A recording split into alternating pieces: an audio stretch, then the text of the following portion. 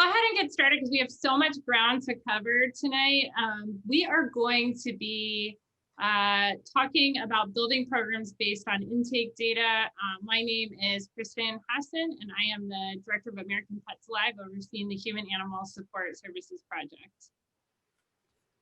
Hi, and I'm Ellen Jefferson. I'm I'm actually the president of Austin Pets Alive and American Pets Alive, and I'm really excited to be doing this presentation with Kristen today. Thanks so much, everybody, for joining us. So if you haven't visited the Human Animal Support Services website, a lot of what we're talking about here tonight is going to be touched on there. And so if you're watching the webinar and you want to reach out and get more information, you can just go to the Human Animal Support Services website and hit there's a form where you can contact us and we can get you more information. And so we are going to be talking about intake, and we already have some good questions. We'll be addressing those. We have a few slides to present to sort of frame the conversation tonight, and then we're going to focus primarily on discussion. So we want all of your questions, thoughts. You can chat those or use the Q&A function, and we will get to those after we get through the introductory material. So Dr. Jefferson, is there anything you want to add before I get started? Nope, let's go. Okay. And let's see. Okay, can you see my screen? Great. All right. So before we begin this presentation, this is a very practical presentation grounded in looking at data and making decisions about your programs and policies based on the animals that are actually entering your shelter. But I want to frame this all around something that really is impacting how we understand intake in animal shelters. And that is the shame and stigma of bringing an animal to a shelter. And the history of persecuting people that do bring animals to shelter. And so some of the quotations on the sides of this sound really ugly. And they sound really violent. I hope they get what they deserve. Put that person on the do not adopt list. That person should be arrested. That person should be harmed. These are really, in some cases, violent statements. In every case, statements that shame people who are trying to help pets the best way that they know how. And so this problem will be touched on lightly tonight, but it should be framing everything else that we're talking about, because this is really an issue we as an industry have to grapple with if we want to better serve people that are considering intake into our shelter. So the goals of this presentation and discussion tonight are to really show you how little we actually know about intake. We think we know a lot, we actually don't, and we're really in the infancy of understanding what is coming into animal shelters and why. We also want to help you learn what you need to know to learn more about intake in your community and to use whatever you can learn to build programs.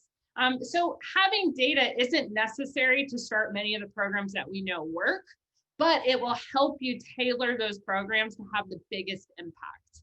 And on a big picture level, we want to explain and make the case and convince you why using a case management philosophy and approach from a practical level is really important to how we move forward, because that's something that the animal welfare industry hasn't done to its detriment.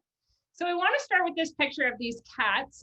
These are a group of cats who came into the shelter where I worked previously, Pima Animal Care Center, and it was a group of 32 cats. And so you'll notice that there are a lot of cats. So the reason given for intake could have been too many animals. Some of these cats are also sick. They had upper respiratory infections, even though they were mild. So the reason for intake could have been sickness, illness. The reason for intake could have also been animal control confiscation, that the animal control officers went to a house, they saw someone had too many cats and they took them. And another reason for intake could have been that the owner of these cats passed away, and so owner died would have been the reason given. And this sums up really the challenge of understanding intake is that intake isn't typically able to be summed up with one word. It's a series of animal and human factors that lead animals to come into the organization. And we're going to be talking a lot more about that. So some things that are really helpful to know are, how is intake distributed around your community? Where are animals actually coming from? And in many cases, you'll find that you have to dig deep into that data. And this is a GIS map taken from Pima County, and you can see the yellow hotspots are the areas where the most animals are coming from. They also are, in general, the areas with the highest human population. So there's a correlation between human population and animals entering. And there's some correspondence with resource challenged neighborhoods generating more animal intake, but that is not always true. And so it's helpful to know where different kinds of animals are coming from as well. You also want to know who's bringing in animals. And this is something you can learn if you just take one day of intake. You can learn about who's bringing in animals into the shelter, and you can learn, are people picking up animals in their own neighborhoods and bringing them in? Are people driving around to areas, other areas, and bringing in animals? And that's really helpful too, because the interventions can be different. You also need to know, what is your organization doing when people show up with animals? And how many animals are being picked up by animal control officers? In some shelters, this is 50 to 75% of the total intake. That's not the norm, but in some shelters, it's almost all animal control officers driving around and picking up healthy and sick and injured loose animals. So the existing system of intake in animal shelters today is largely transactional. You walk up, you have a pet, you tell someone why you're there, and you surrender the pet. And there's no consistency shared in reasons for intake. So there's no, among shelters, there's no standard definitions or reasons for intake. So in one community, intake reason can be housing, and in another community, it can be housing. And those can mean two very, very different things. And so that is a problem, both because there aren't the same reasons community to community, and there aren't the same definitions for those reasons. And most shelters still don't really know why animals are being surrendered. Dr. Jefferson, do you want to talk about this slide and what it represents? Yes, so this is coming from what we're working on is a data warehouse, and this is pulling in the data from the 19 tier 1 cities, and I believe maybe starting with the 19 tier 2 cities, to pull in all of our data, all of the data from these government shelters mostly. And then the idea is that it goes into this warehouse and then spits out through some technological miracle, spits out into consistent types of intake. And so we're really hoping that we can, so we're pre-mapping those, we're going shelter by shelter and saying, okay, this is what they mean when they say, rabies instead of bite quarantine or whatever. And so then it'll map to a consistent sort of group setting, and this is the conglomeration of that. So it's about 1.5 years worth of data, a little bit over 1.5 years worth of data from a bunch of shelters, and we're hoping to get a lot more to help inform decisions and the conversation. So what you'll want to note is the percentages on the far right side, and you'll see that the stray animal intake is by far the highest percentage of animals entering the organization, which poses a special challenge because those animals aren't necessarily connected to a person, at least not obviously connected to a person. Owner surrender is a distant distant second at 18.9%. That's significant because owner surrender often includes return. So many shelters are including return data in owner surrender. So in reality, that number may be lower. And then confiscation is animals that are confiscated by animal control law enforcement. And that's coming in at 7.4%. So that's intake type. And if you're not a shelter geek like I am, you may not know that shelters look at intake type, subtype, and reason. And so the orange column at the top is the intake type. So those are generally intake types of animals. And this isn't consistent among every shelter. This is just from one shelter. And the blue is intake subtypes. So these will be, I'll just give you one example. A quarantine field would mean an animal that came in for a bite quarantine, but it came in on an animal control officer truck. So it came in from the field. A return over the counter would mean that someone was returning a pet and they had brought it to the shelter to be returned. Another example, we have many subtypes for strays. A stray would be over-the-counter stray would be an animal that is brought in as a stray. But as you can see, this is largely industry speak. And if you didn't work in an animal shelter or know animal welfare, you wouldn't know what a lot of these meant. So then we get to reason, and reason, we had to blow this up a lot. It's a bit fuzzy, but these are the common reasons given, some of the common reasons given for intake. And so these are more specific and they're things that a layperson could understand. And you'll remember at the beginning, I said that we don't have a standardization of these. So one list in one shelter is likely to be very different than a list in another shelter. And if you remember the example of our cats, one could give many reasons, but most shelter software systems only can account for one reason. So you have to pick one primary reason, even when that's not really descriptive of the situation. So we're going to talk a little bit more about that means, but we're just getting everyone on the same page in terms of what we're talking about language-wise. So we have type, subtype, and reason. So who is showing up in these intake lobbies? If you've ever spent a day in an intake lobby, it's really not what you'd expect. And there's generally 6 categories of people that show up in intake lobbies. There's someone that has found a lost healthy pet. It's not urgent. They just found a dog while they were driving to work and they brought it in. There's the people that come in and they found a lost, sick, or injured animal and it's more urgent. They might be the people standing there waiting for you to open because they have a sick or injured kitten. You have the people that say, I need to rehome my pet, but if I didn't have to be doing this, I wouldn't. And then you have the people that say, I need to rehome my pet and I would keep it. I wouldn't keep it. So even if you gave me resources, supplies, I am at a point I cannot keep this animal. Then you have people that come in and ask, they say, my animal's near the end of its life or it's sick, it needs to be euthanized. And finally, you have this last category of people that say, I generally need help. And that can cover a whole lot of things. So these come in different urgency levels, but these are generally the 6 people who are going to always be walking in the intake lobby. This person is our first COVID survivor who came to us needing to surrender her animal because she needed to get care for COVID. She needed to go in the hospital and had nowhere for her animal to go because she's experiencing homelessness.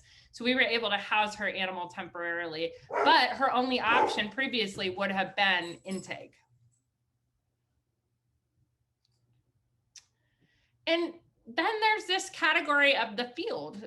I just told you that some shelters are primarily bringing in intake from the field, and what animal control officers are bringing in from the field varies widely, from healthy, friendly, loose dogs who are in immediate danger. So this would be a healthy, friendly dog that is stuck in the middle of a highway divider and has nowhere to go. Healthy, friendly, loose dogs who are in no immediate danger. They're just roaming around their neighborhood and they're not in their yard. Healthy cats and kittens. Sick, injured, orphan cats and dogs. That's a category that animal control officers bring in. Confiscates. This is anything ranging from animal cruelty, neglect, hoarding. Animals that an officer decides without the owner's consent are going to come in. And then there's dead animals, which is often a function of animal control, and finally public safety, primarily with dogs. So that's what animal control officers are going to bring in. So all of that is a neat and tidy system to understand why animals are entering, to categorize them, and to intake them. None of that system is actually built to try to keep them out of the system. So what does intake really look like? What do people really come? What are the problems? If you haven't worked in an intake lobby, this slide will be of some interest. And if you have, it'll probably resonate with you. But this is about a program called PASS. And Dr. Jefferson is going to explain a little bit about what PASS is, but but it's our best glimpse into seeing the kinds of problems that people are coming to intake lobbies with. So before I talk about each of these pictures, Dr. Jefferson, can you tell us a little bit about the Austin Pets Alive Pass program? Sure. So we started the Positive Alternatives to Shelter Surrender program back in 2008, I think. And Patty Alexander has been running that pretty much ever since then. She's amazing. And it was really an attempt to try to decrease the number of animals coming into the Austin City shelter. That was back when we were really focused on trying to get out the 55% of animals that were dying. And so we did this as a supplemental way to try to prevent as many intakes as we could as well. And so she originally sat in the lobby and tried to intervene in the intake process. And we've gone kind of back and forth on that model, but now she does it mostly virtually. And the program is really made to try to help people solve their own problems so that the animal doesn't have to go through the shelter. So it is it's geared on mostly keeping pets, but there's an awful lot of rehoming that goes on as well. But it's all virtual and avoids the shelter intake, which I think is great. Is that enough information? Or would you like more, Kristen? That's perfect. Thank you. So it's quiz time. Given what we just shared with you, we're going to read these three, well, one at a time, we're going to go through these three situations. And I want to say, you'll notice that most of these are very recent. I just pulled these. One is a little bit older, but most of them are pretty recent. And these animals, some of these animals you're going to see tonight are still in need. So if you are called to help, go to visit the PASS page.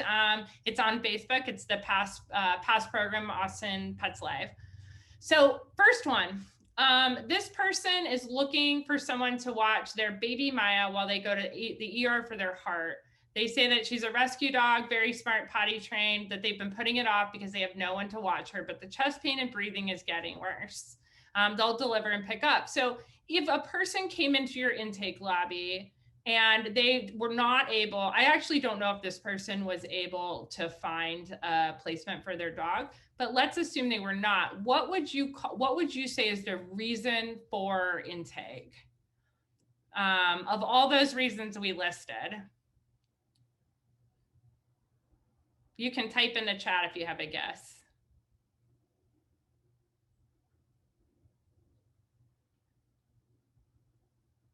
Health of owner, temporary boarding, owner health, owner surrender. That's really interesting. Yeah, and keep sharing, please, because we've got two more of these. So those are really interesting because those are not reasons that were on my list of reasons for intake. Owner health, crisis, temporary boarding, they should be. This would probably go under owner problem. And we would not know that this person was surrendering because they needed to get hospitalization. There would be nothing in the software system unless somebody bothered to read the notes to know this person wanted their animal. And that is just one. I literally pulled the first 5 I saw. So these are not extraordinary examples. Number 2, I have a 6 to 8 week old kitten that has a bad cold. He's sneezing a lot and congested. Any recommendations besides that? What can I do? I'm open to surrendering to another foster that can help. COVID has been hard for us financially. She goes on to say that she's holding him gently. So if she surrenders this kitten to the shelter, what would you call this surrender?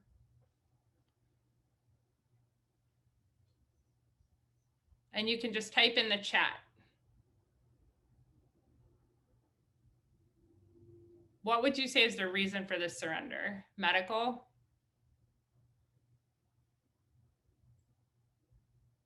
Stray? Interesting. Owner surrender, medical?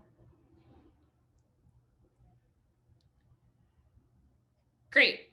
And so that's interesting. Owner surrender medical is what most people are saying. That's interesting because you notice she says COVID has been hard on us financially. And she's claiming this kitten as her own.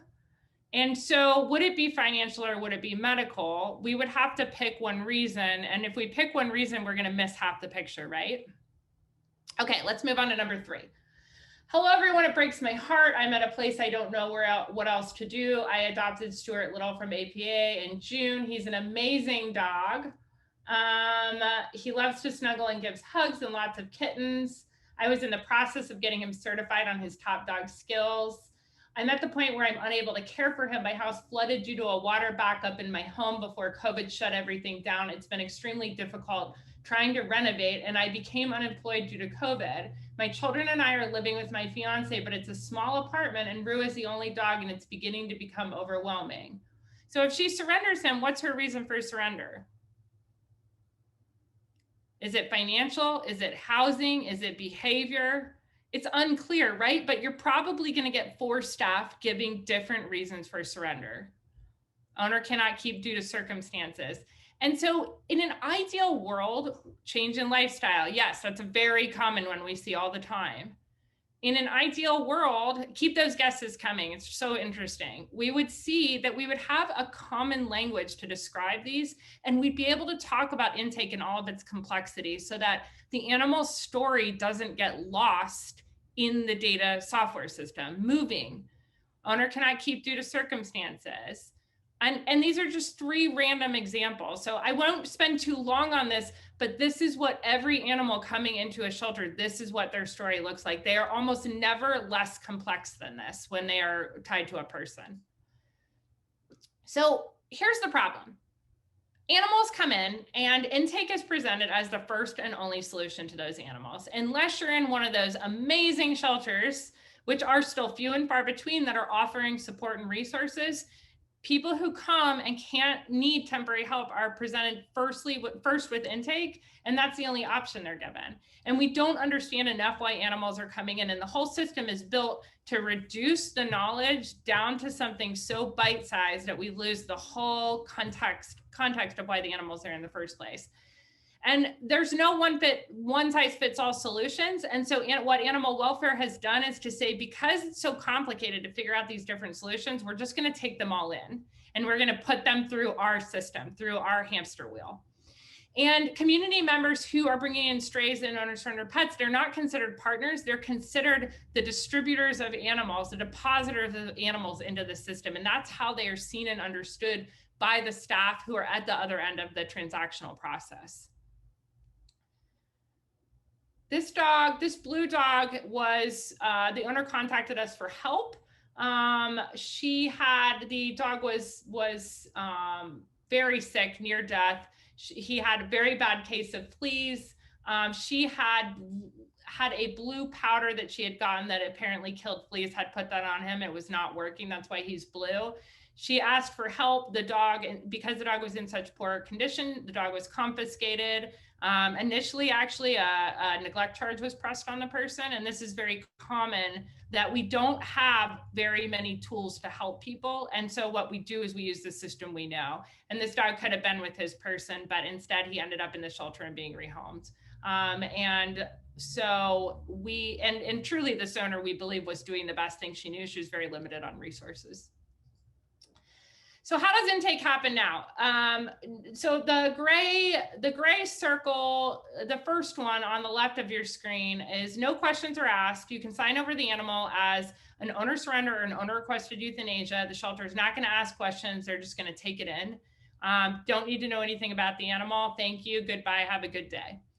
Then at the other end of the spectrum are probably some of your organizations. An intake questionnaire is used. In-person counseling and resources are offered. And that's really amazing how far we've come. And in no way is this presentation really an effort to say we suck. We've done a lot, and a lot of shelters have done so much to keep pets with their family. But the point I'm making here is that the system is designed to always push you back into the system. So every effort you make is not going to be, it's going to be fighting against the system that exists, that tries to make everything transactional and one size fits all. Okay, so really quickly, if you look at owner surrender in 4 main categories, and this is the last of the numbery slides, but if you look at 4 main categories, we can roughly break them up into behavior, medical, owner problems, which span a whole range of things, and miscellaneous. So what you can start to do, if you can start to look at these categories, even if they're imperfect in your shelter, because they're going to be imperfect for a long time until we as an industry figure that piece out. But if you take those categories, you can start to look, what are my main categories and what do the animals really look like? And if you're in a shelter where you're really strapped for time, you could just pick a really big one. Like I would pick owner problem moving 137 animals. And this is just over a 2-month period. So that's a lot of animals. I would pick that and delve down. If owner's moving, what kind of intervention could we make to help keep some of those animals with the person? And so here's an example of how you would build that out. So for medical issues, if you have animals coming in because the owner cannot provide medical care, they're going to primarily be coming in because they're sick, they're injured, or they're older. And those 3 reasons will have them come in, and they'll be coming in. The owner will be either requesting euthanasia because they're sick, or they'll just be coming in because they're sick. If this is true, if we know animals are coming in for these primary reasons, we can build programs to intervene in each of those reasons. So for example, an animal that's coming in because it's sick and has parvo, we can have a variety of interventions that don't mean that the animal has to come in the shelter, and you can start to build these. And in many cases, they're going to save you money, not cost you money. So a stable parvo puppy could be seen at the wellness clinic and sent home. We, at this shelter, we have a Keeping Families Together fund, so funding could be provided. We can also take in parvo pets and return them to the owners once they're treated. So these are 3 interventions that don't require us to take that animal into the shelter. And these flow charts, this is just an example, and this isn't one to take and use. You can build these in your own organization, and they're very simple, and they help your frontline staff know how the intervention should look. So one more example, behavior is such a bigger category than we ever imagined. And it's so many issues really come down to behavior, not that an animal's exhibiting an aberrant or poor behavior, an animal's being an animal, and this causes them to be surrendered. And so you can build,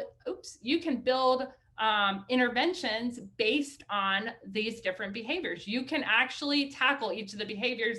And if you're in a super busy shelter, you can pick one. Confinement is 49 animals here. You can pick confinement and start to really try, how do we tackle animals that are being surrendered because their owners can't keep them in their yards? Could we help those owners get better fencing? Probably. And so you can build interventions that are basically going to be tailored to these different reasons for intake. And you can start bigger, you can start small, but every intervention you make is practicing doing something other than taking in animals. Okay, so when someone, let's go to stray animals, because I said that stray animals are 60% of the animals coming in. If you have a stray animal entering, there's a lot you can do that doesn't mean taking it in. Does that mean turning that animal away and saying, nope, sorry, we're not taking in stray animals? Absolutely not. You have to tailor each animal and each person specifically. So when you have finders, you can ask them if you can divert it. So let's say you have a finder that, you have a microchip, you scan the microchip, you have an owner, you reach the owner, and you say to the finder, could you drive this animal home? It was 3 doors down from you. And the finder says, absolutely.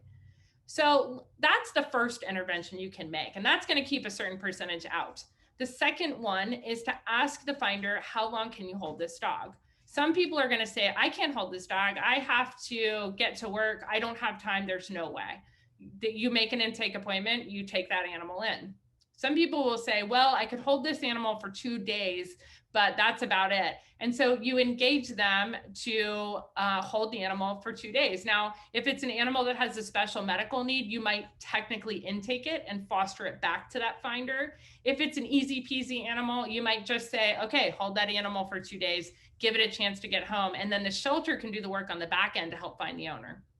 But we know animals are so much more likely to get home if we keep them in their communities. So you can actually get a lot more animals home, even if people are only willing to hold them for a day or two. That alone is going to make a big difference. And then lastly, there's people that can hold animals long-term. And in this case, what you would do is they would say, you know, I love this dog. I found him. I can hold him until a finder comes forward. And if they don't, I will adopt him. And then you have whatever your state and local laws say. You say, okay, you're going to hold that animal for 10 days. We're going to have its picture on the internet. We're going to know we have that found report if somebody comes in for it, and that if no one comes forward, you can adopt or foster adopt that animal out to that person. So none of this is uncomplicated. It's not that we can just simply say, no, we're not taking stray animals, but there are very, very specific ways that we can help keep more out. And so imagine if you tried this and you kept out 20% of your medium and large dogs that come in the shelter. How would that impact the things you're able to do because you have a lower population and you've engaged more people in the community to help?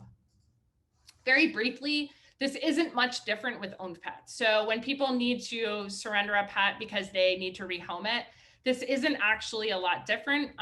You can do the same thing. You can divert the pet by offering resources, or you can ask that owner, how long can you hold this animal? If you can hold it for a couple of weeks and foster it, we can help with the adoption.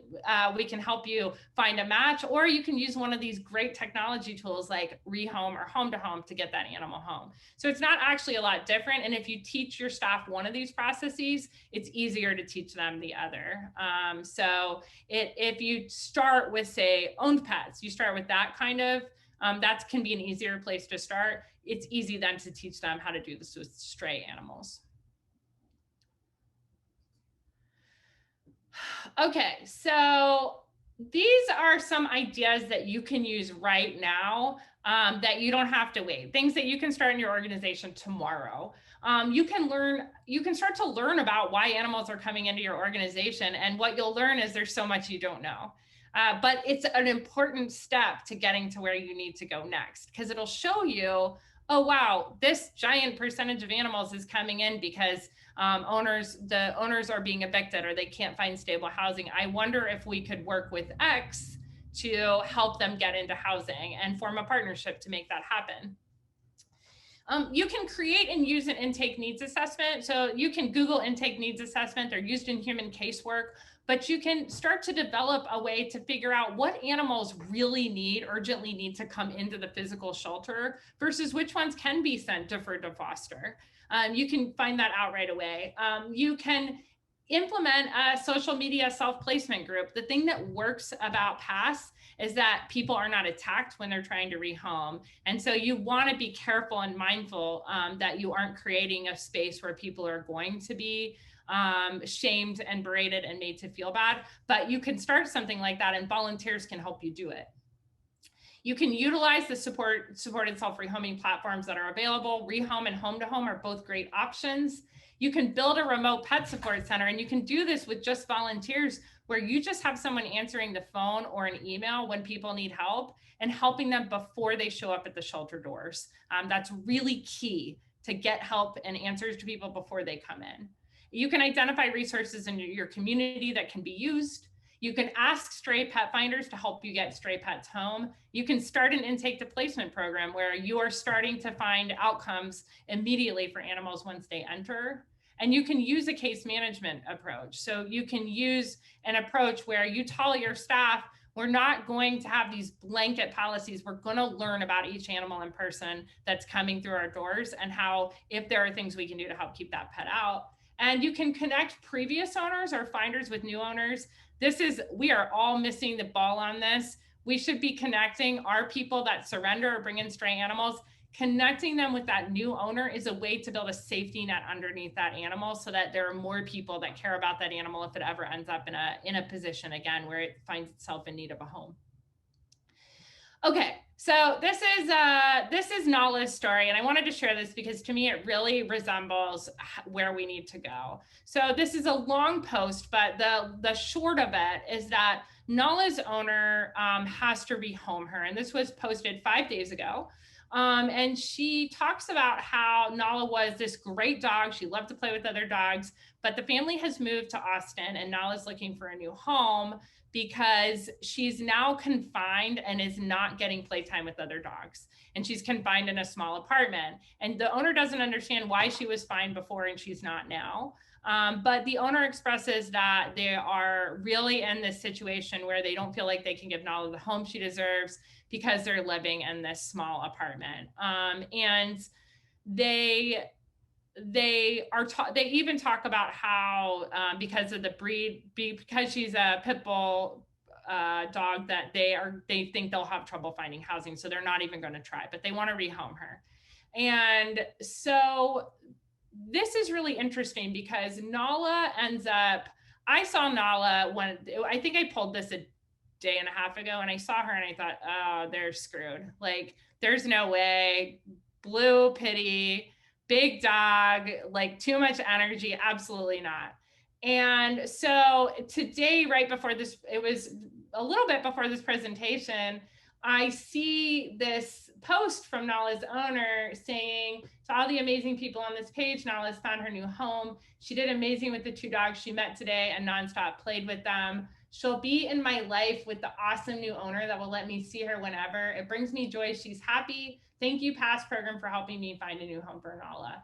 And this really brings home all of it to me, because the other possibility is that Nala is spending tonight in a kennel, in a shelter.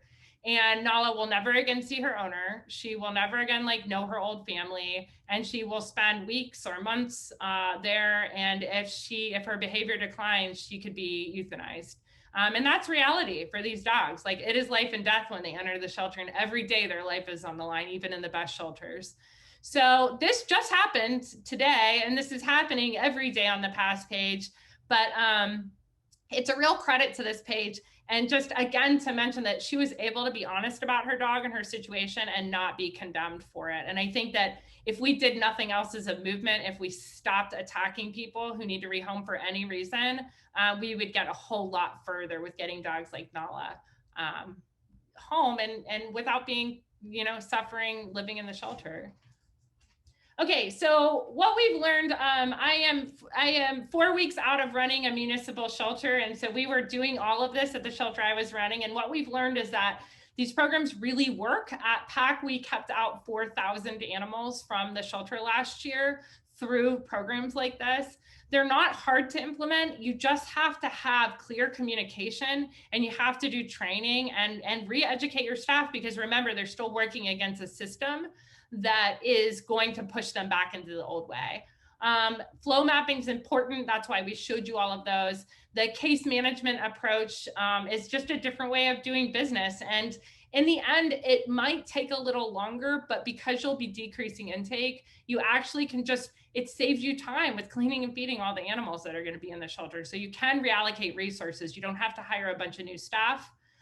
Communication about this is everything to your community and internally. And it is critical that you empower frontline staff to be part of the solution, because all of the things I shared with you about the interventions, those orange slides, those were all created by intake counselors, entry-level intake counselors with no formal training in case management. They just knew the right thing to do because they live it every day.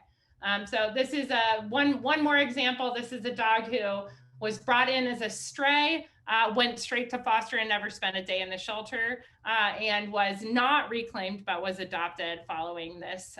And so it saved us, saved our staff time, resources, and got that animal into a new home. So we do have new needs did emerge from doing all of this. This isn't just a thing you can flip a switch and do tomorrow. You can start, but you will find that new needs emerge. So you will need new or reallocated staff. So you don't have to hire new staff, but you do have to have people that want to do this, volunteers or staff.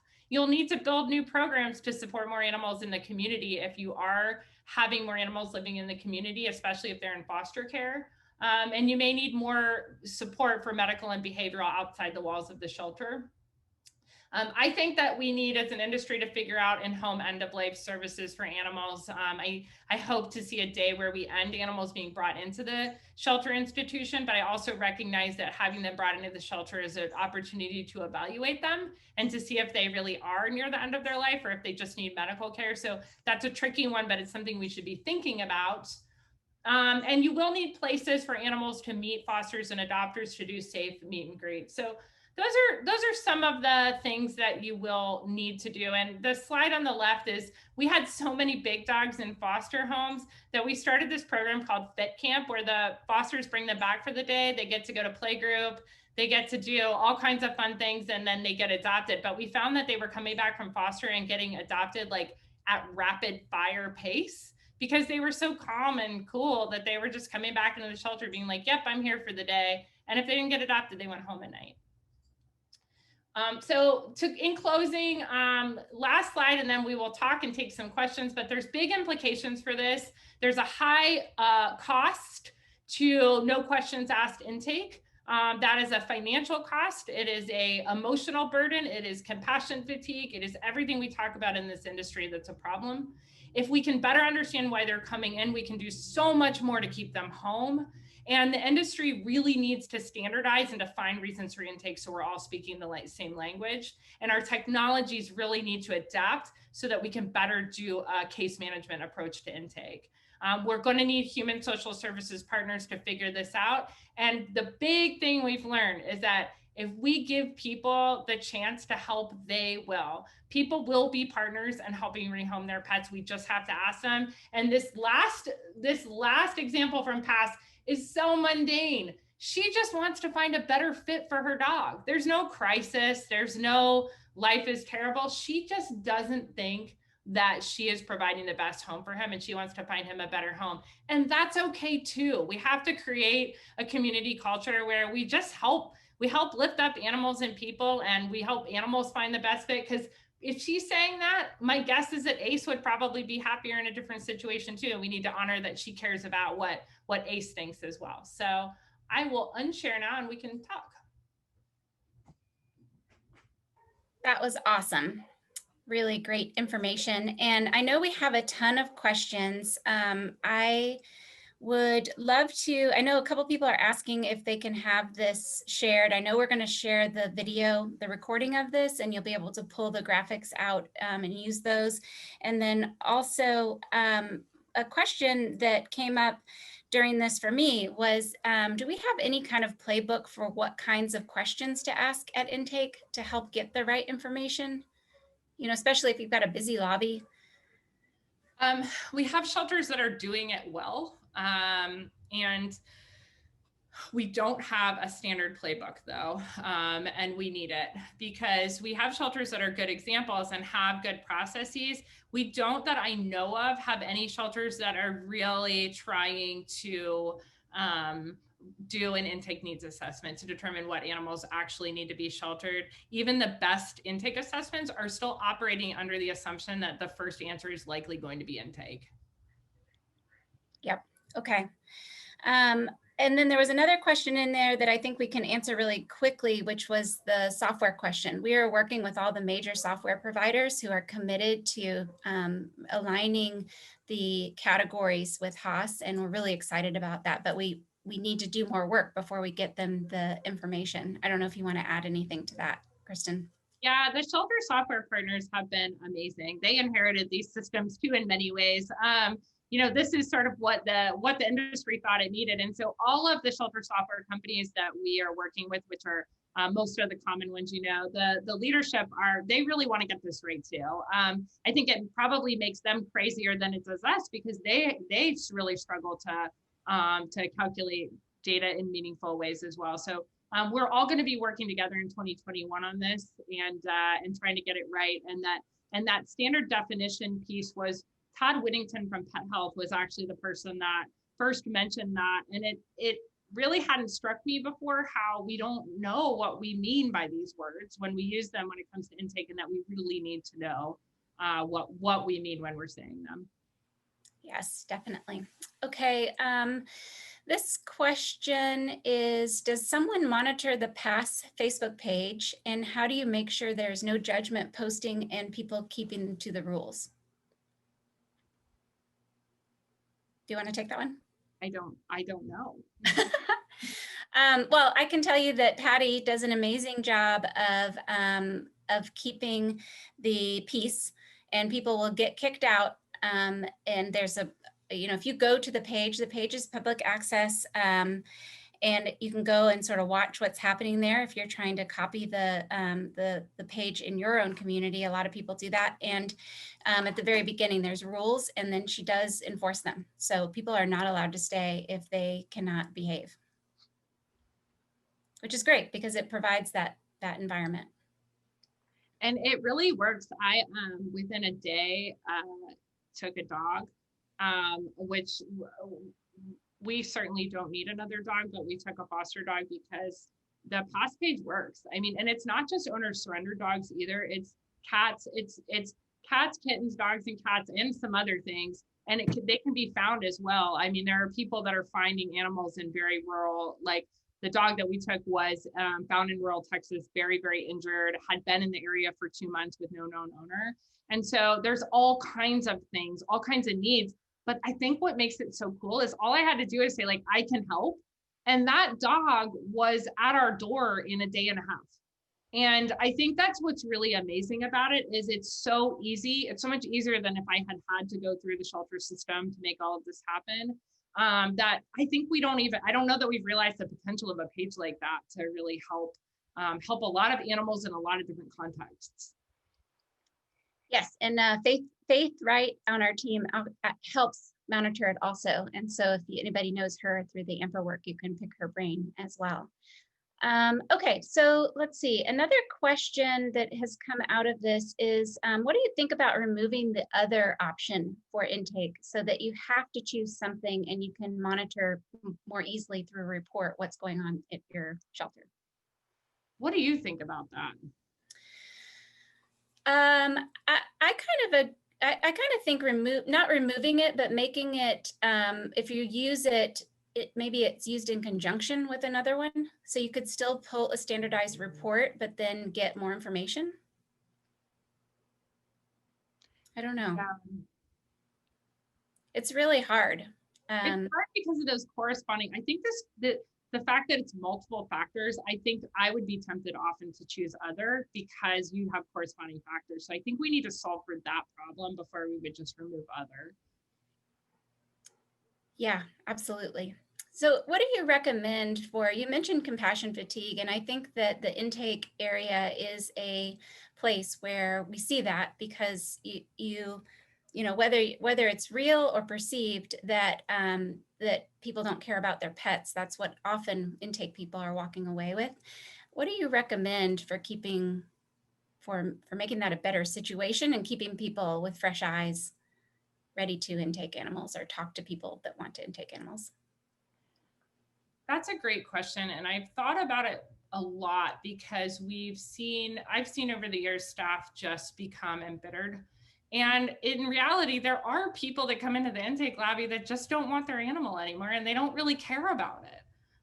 Or they're not telling you they do. And I think that what the challenge is sort of what we opened with is that because all of this is so coded in shame and blame and being made to feel like a horrible person, that I don't even know that we know how people feel when they're surrendering animals unless they're openly crying. And so some of what I think we see when people seem uncaring is just defensiveness and self-protection. I think we need to completely reimagine what intake looks like. Like, I don't think we can just fix what we have. We need to reimagine it and totally change the culture, and that when you walk in that lobby, you should know you're coming for help. No one should just be coming in, because animal services shouldn't be just a repository for unwanted animals either. Our communities have a responsibility that if they've gotten an animal and they don't want it anymore, that they can be part of the solution. And yes, there are always going to be people that are going to be terrible and scream at you and run out of the lobby and leave their animal. That will be a tiny, tiny percentage of people. And I think we can't build programs based off of those like few bad eggs. We have to build them off of the 95% of people that will in some way care, and they cared enough to show up. And I don't think we don't really think about that, but they cared enough to drive or take a bus or walk to the shelter with an animal. And that means that they are not heartless monsters. They care in some capacity enough to get that animal to a safe place. And we need to be that safe place, even though it can drive us all crazy. So I think in the immediate term, we need to get people rotated in and out of intake. We need to not expect that they spend years there. And we need to give them better training on how to engage people who are in crisis. Because the other thing you see in an intake lobby is people in massive crisis, mental health crisis, housing loss, things that are unimaginable to many people. People are coming there on the worst day of their life, and our staff are no way prepared to deal with people in that level of crisis. They only do it because they're good human beings who love animals and people. And I always joke I would last a day working in an intake lobby, but I don't think it's a joke. I think it's a brutal, brutal place to work. So what do you see the future of social work in this field? That was a question. Is anybody actually working with social workers yet on intake? Yes, people are working with social workers, people are working with public health nurses, people are working specifically in the area of compassion, fatigue, and intake. I think that we do need to connect. I think we need to provide the same training for our intake counselors that we provide for people that deal with people in crisis in other areas. And so we need to get our training process for intake counselors needs to look a lot different. But again, you can start some of those things, but I think we fundamentally need to rethink what happens. We should never call it intake. Again, I mean, the first thing that we did at PAC was to strip the name admissions off of the sign and to call it the Pet Support Center. So we have to do some of these bigger things because we're still keeping up this expectation. You're here to surrender your pet. You're here to drop off this stray pet. And when you communicate something different to the community, they're totally willing to help. So this question, I think you can probably answer it, but let me know if you can't. Do we use the Facebook page for finding fosters for temporary housing for animals? I think you had an example of one that needed foster, maybe for a long time even. Yeah, people use it to find foster. People also I saw the other day, there was a person trying to get out of their living situation and domestic violence situation, was looking for boarding, and Patty approved them to actually do a fundraiser for that on the page. So I think for the trickier situations, Patty moderates those, but as far as looking for foster placement, that seems to happen a lot. Yeah, and I think one of the most incredible things about that page is that it's completely autonomous of the shelter. So there's no, the shelter, Austin Pets Alive is not in any way taking on the medical costs, the boarding costs, the fostering oversight. That's all being done through the page, and everybody is working together. So somebody might foster and somebody else donate. There's a lot of guardrails around that to make sure that it's a safe situation. Like if somebody's donating money, a lot of times we ask them to donate directly to the vet clinic or directly to the boarding facility. So it's not going to an individual that, we don't know, but it's a really great setup. And I think it's something we should really think about as an industry because, like you said, the shelter is the default, but maybe it doesn't have to be. There's a lot of good people out there that want to help. It's pretty exciting, actually. Okay, question. Do you have any advice on convincing officials and owners to allow release of their information in order to connect surrendered animals, the people, the old home with the new home? Oh, that's a great question. Yeah, it's really easy. So when people bring in an animal to surrender, we have them actually write a form. It's a little half-page, and they just tell the new potential adopter a little bit about their animal. And some of them are so sad. I have examples that I can't show on screen because they make me cry every time, but they'll say things like, loves his red ball and goes to sleep with it every night. We gave it to him when he was a puppy. I mean, they're just really sweet notes. So those actually go on the kennels. And at the very bottom, it gives the surrenderer, it says, are you willing to be contacted by the new owner? And so we actually put that in the new adopter or foster or rescue's hands if they choose to connect with the old owner. Some people don't feel comfortable. A lot of people do. And we started to see Facebook posts where we have an adopter page, and people were connecting on that adopter page saying like, oh my gosh, it's him. And, I had Fluffy the kitty for 12 years. I'm so glad he's safe. And it's so amazing to see people when they know their animal's safe. Like they don't know when they bring it to the shelter if it's going to be okay. And like when they get to see it's in another home being loved, it's redemptive for people. And I guess that they're going to pay it forward in some respect. And it's creating like a more humane system where we don't just tell people, you're such a bad person, you surrendered this animal, don't try to adopt here again, and no, you can never know about this animal again. I mean, that is what we do to people. And it's easy to change that. It's really easy. You don't have to wait. Do it tomorrow. Ask your adopters, do you ask your adopters and your surrenderers, can we connect you guys? And if they say yes, do it. And we've seen no ill effects, zero ill effects from doing that. That's so great. Well, I know we're out of time. Is there anything else you want to add that you might have remembered at the last minute? That was excellent. I think we hoped that I feel so passionately about this, and I hoped that you would leave here like with your brain full of ideas and thoughts. I do not think we have this figured out. I think we're 1% into figuring this out. It's something that we've just kind of turned a blind eye to for a long time. And I don't mean we as in particular shelters, I mean we as the whole industry. And so I hope that you leave here and you have lots of generative thoughts and you go home and you just start trying to do things differently. And you meet with your staff and you meet with your volunteers and you start to have conversations about what we could imagine to be different to stop this cycle that is really inhumane to people and to animals. We can do better. And it's time that we just start trying and failing and trying and succeeding and see how far we can come and how many more animals we can keep in their homes and communities. Awesome. Well, thank you guys for joining us. We really appreciate it, and have a great night. Thank you.